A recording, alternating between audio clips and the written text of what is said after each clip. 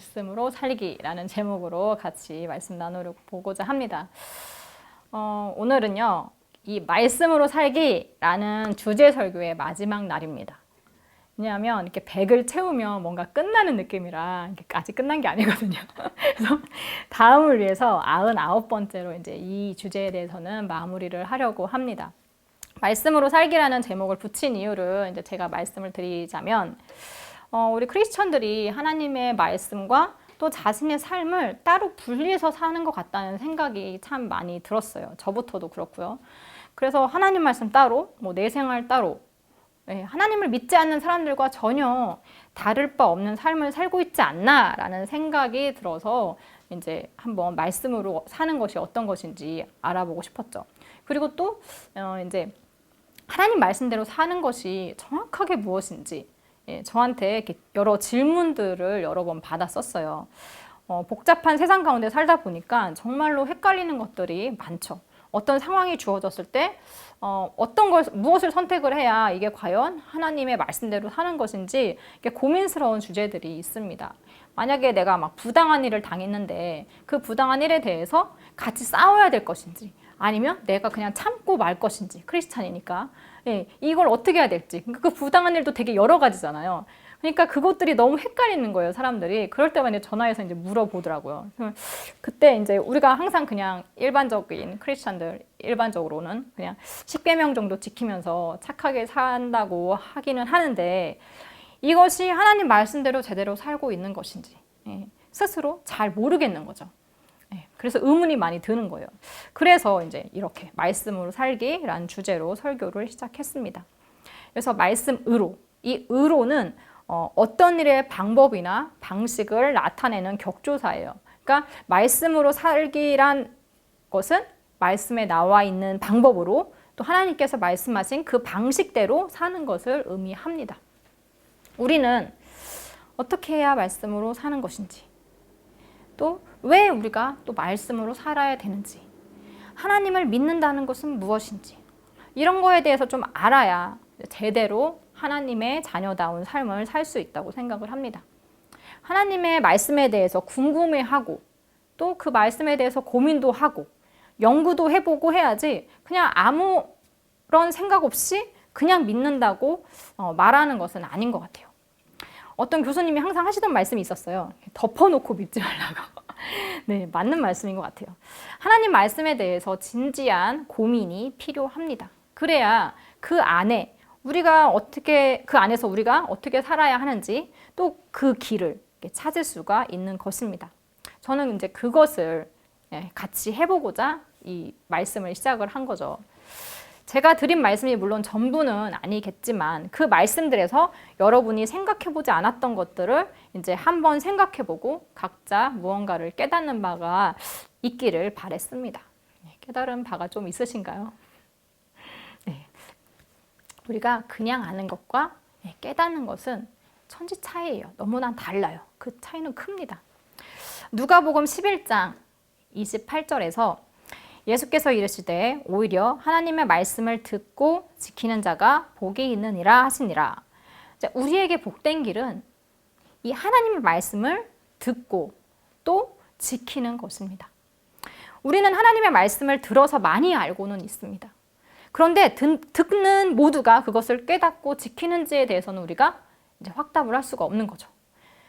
많은 사람들이 그저 듣고만 마니까요. 지키는 것까지가 복을 얻는 길임을 우리는 알아야 합니다. 또 누가복음 8장 15절에 좋은 땅에 있다는 것은 착하고 좋은 마음으로 말씀을 듣고 지키어 인내로 결실하는 자니라. 이 말씀은요, 4가지 땅에 떨어진 씨에 대한 비유에서 나온 말씀입니다. 예수님은 길가, 그리고 바위 위, 가시떨기 속, 그러면 좋은 땅, 이렇게 4가지 땅에 떨어진 씨의 결과에 대해서 말씀해 주십니다. 여기서 씨는 바로 하나님의 말씀이겠죠. 하나님의 말씀을 들은 사람들은 4가지의 결과로 나뉩니다. 어떤 이는 마귀에게 그 말씀을 바로 빼앗기죠. 여기서 졸고 계시면 바로 빼앗기는 겁니다. 말씀으로 인한 기쁨도 얻지 못하는 거예요. 그리고 어떤 사람은 말씀을 들을 때는 기쁨으로 듣고 잠깐은 믿어요. 그 말씀에 대해서. 하지만 실현을 당하면 바로 배반합니다. 또 어떤 사람은 이생의 염려, 재물, 향락 이런 것들에 의해서 온전한 결실을 맺지 못합니다. 마지막으로 좋은 땅, 우리가 좀 전에 읽은 그 말씀의 내용이죠. 착하고 좋은 마음으로 말씀을 잘 듣고 또 인내로 결실을 맺는 자입니다. 말씀으로 산다는 것은 이 좋은 땅 비유의 사람이겠죠. 우리가 결실을 맺는다는 것은 쉬운 일은 아닙니다. 농사 지어보신 분들은 아시겠지만 좋은 결실을 맺기 위해선 인내가 필요합니다. 그냥 참기만 하는 것도 또 아니죠. 과실이 잘 자랄 수 있도록 잘 보살펴야 하고 병충이나 태풍이나 이런 자연재해의 피해를 보지 않을 수 있도록 잘 돌봐야 합니다. 내가 노력한다고 빨리빨리 열매가 자라는 것도 아니죠. 시간이 필요합니다. 하나님 말씀을 지키는 것도 마찬가지예요. 우리는 인내를 가지고 하나님 말씀대로 살기 위해서 노력을 해야 합니다. 농사가 그 농사의 베테랑이 될 때까지 여러 시행착오를 겪듯이 우리도 시행착오의 시간들이 있습니다. 하나님 말씀대로 산다고 하면서도 잘못 판단해서 잘못된 선택을 하기도 합니다. 또 우리가 알면서도 어쩔 수 없이 아니면 알면서도 일부러 죄를 지을 때도 있습니다.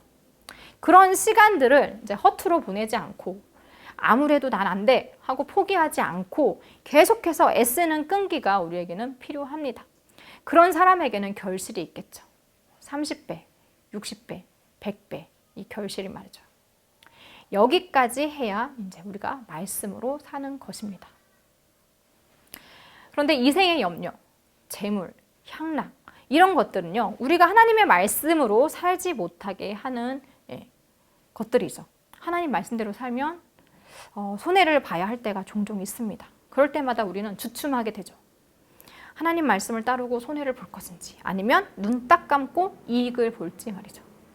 우리는 재물과 향락, 즉 쾌락에 굉장히 약합니다. 이것들을 잃을까 염려가 많죠.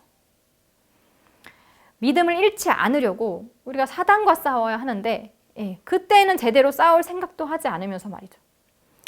사실 이생의 염려와 재물과 향락 등은 우리의 결실을 썩게 만드는 병충해와 같습니다. 무엇에도 흔들리지 않고 하나님 말씀을 우선시할 때 우리는 좋은 결실을 맺을 수 있습니다. 좋은 결실을 맺지 못하는 자는 하나님으로부터 멀어질 수밖에 없어요. 입만 무성한 무화과가 결국 저주받아서 말라 죽었듯이 말이죠. 그러면 이제 제가 이 주제를 정할 때 이제 관계와 관련해서 정했어요. 왜냐하면 우리 인생에서 가장 중요한 것이 어떻게 보면 관계입니다. 태어나면서부터 죽을 때까지 우리는 관계 속에서 살아가고 있죠. 하나님과의 관계, 타인과의 관계, 나 자신과의 관계.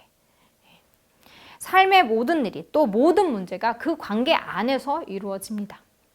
하나님 말씀에도 이 관계들이 나타납니다. 그래서 이제 이를 중심으로 주제를 정해서 제가 말씀을 전해드렸습니다. 먼저 나 자신과의 관계, 이걸 보시면 우리가 너무 바쁜 일상 속에서 살다 보니까 자기 자신을 들여다볼 여유가 없어요. 그런데 그렇게 자꾸 내 자신을 방치하다 보면 어느 순간 심적으로 병들어 있는 자신을 발견할 수도 있습니다. 그래서 내 속에 지금 무엇으로 가득해 있는지, 내 안에 악한 것들을 어떻게 처리해야 하는지, 내가 진정 원하는 것이 무엇인지, 자기 스스로를 어떻게 다스려야 하는지에 대해서 이제 말씀을 나누었죠. 우리는 여러 가지 방법으로 자신을 보호하고 있기 때문에 본인이 스스로에 대해서 제대로 보지 못하는 경우가 많이 있습니다.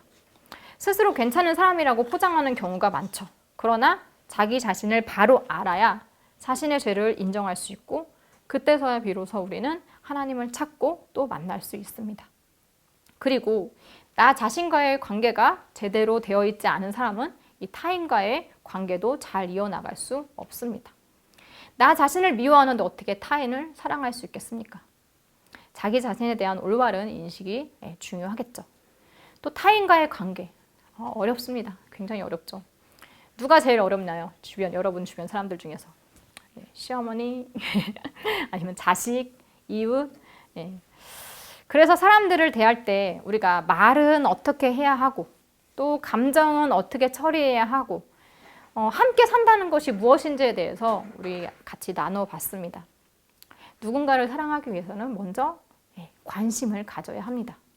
왜 사람들은 그렇게 행동을 하는지, 왜 서로 이해하기가 힘든지, 특히나 가까운 사람들 간의 그 관계에서, 그러니까 뭐 가족이나 친구들과의 문제, 또 원수와의 풀리지 않는 감정들까지 이런 것들에 대해서 어떻게 해결해야 하는지 우리가 같이 고민을 해봤죠. 타인의 입장을 이해할 수 있어야 우리는 그들의 말이나 행동을 받아들일 수 있고 또 그래야 그들을 있는 그대로 사랑할 수 있습니다. 그리고 마지막으로 하나님과의 관계가 제일 중요합니다. 하나님은 어떤 분이신지, 하나님을 경외한다는 것은 무엇인지, 하나님의 뜻은 무엇인지 우리는 알아야 합니다. 하나님과의 관계가 잘못되면 다른 모든 것의 관계도 다 잘못되어지는 거죠.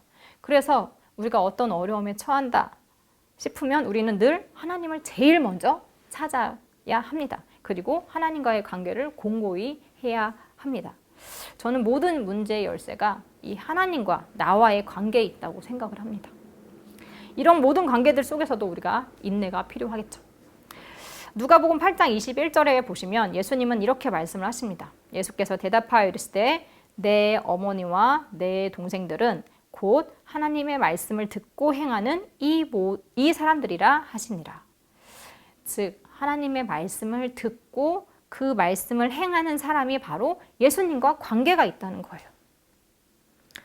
하나님 말씀으로 사는 것이 그래서 너무나 중요한 것입니다. 우리가 교회에 열심히 몇십 년을 다녔는데도 나중에 예수님께서 난 너 모른다 라고 하시면 얼마나 당황스럽겠어요. 네. 야고보서 1장 22절 말씀 보시면 너희는 말씀을 행하는 자가 되고 듣기만 하여 자신을 속이는 자가 되지 말라. 혹시나 우리가 나는 하나님 말씀을 아주 잘 지키고 있어 라고 스스로 속이고 있지는 않은지 살펴봐야 합니다. 전에도 말씀을 드렸지만 우리가 알고 있는 것과 알고 있다고 해서 그것이 지켜지고 있는 것은 아니니까요. 우리는 자꾸 알고 있는 것을 지키고 있다고 착각할 때가 많습니다. 성경 속의 세계와 우리가 사는 현재는 그 환경이 많이 다릅니다. 그래서 우리는 종종 성경의 삶과 우리의 삶을 다르게 생각하고 판단하고 행동을 합니다. 그러나 그 원리를 하나하나 살펴보면 성경은 확실히 우리가 어떻게 살아야 하는지 그 길을 제시해주고 있습니다. 우리가 알고 싶어 하지 않아서 그렇죠. 알면 지켜야 할지 말아야 할지 또 거기서부터 고민이 시작이 되니까 그게 싫은 거죠. 그럼에도 우리는 성경을 찬찬히 보고 그 안에서 우리의 삶의 원리들을 찾아야 합니다. 그리고 하나님 말씀으로 살아내야 합니다.